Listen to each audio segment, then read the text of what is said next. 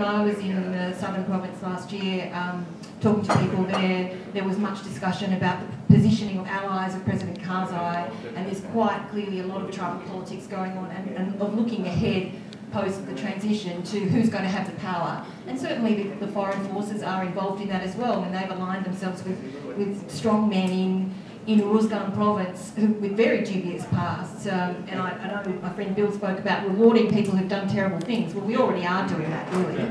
We are lining up with people like Matiullah Khan, who have very questionable pasts and is now the police chief in Uruzgan. So I think there is, and others will be more knowledgeable on this than me, but I think there is clear evidence that tribal politics are very much at play. And I guess, I don't know whether the ambassador would agree with me, but I guess that the objective would be to strengthen institutional politics in the country so that they can be dominant. You know, we see even here in our country the rise of tribalism in politics of a different nature, and we constantly fight to make institutions of politics that are stronger than the tribalism, and I think that's probably the same objective there, but at the moment, in my perception, tribalism is still very strong and it remains a huge challenge, and I think there are questions about the stability of that government and its capacity to hold a national sense of power and unity there.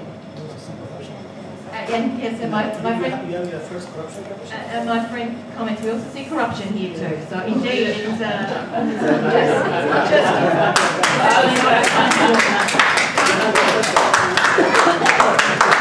I must apologise and beg your leave. I have to catch a plane this afternoon very soon, so I'm going to have to run away. So thank you so much for being here, and I'll leave you to the mercy of my other friends here. So thank you.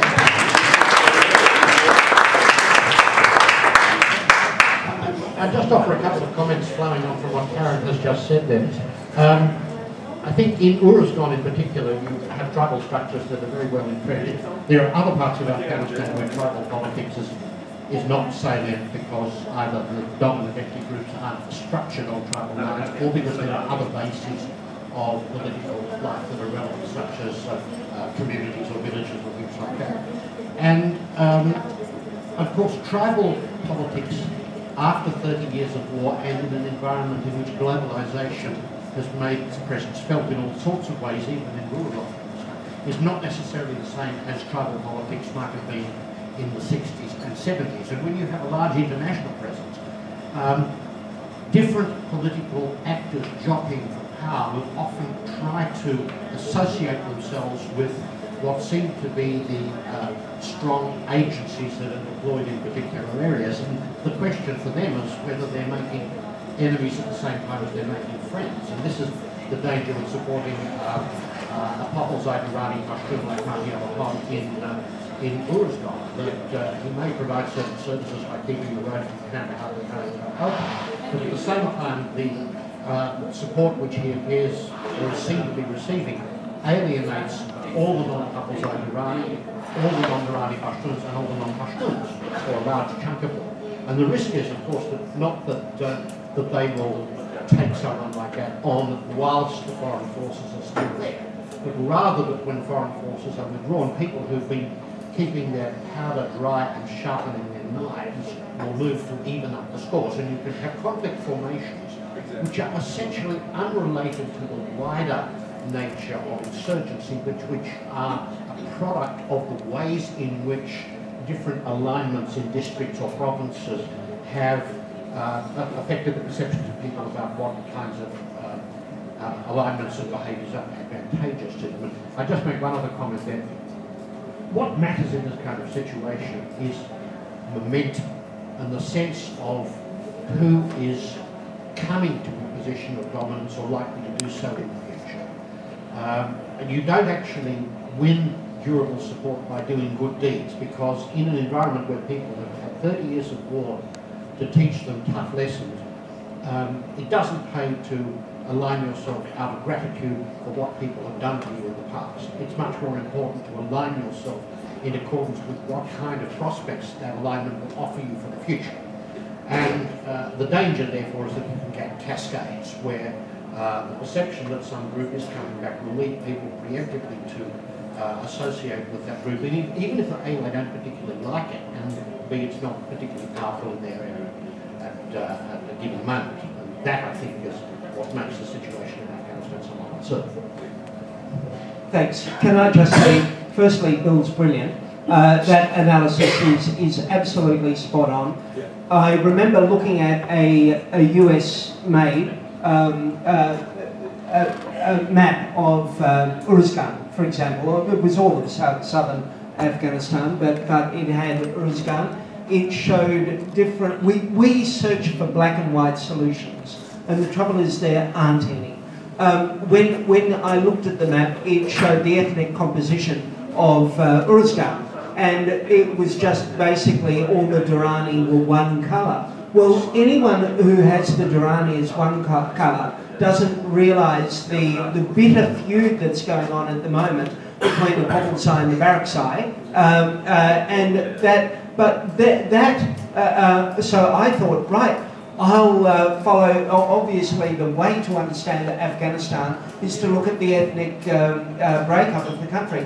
That's not true at all, because I'd spoken to Jan Muhammad Khan, who was the first provincial governor, a friend of President Karzai after 2001.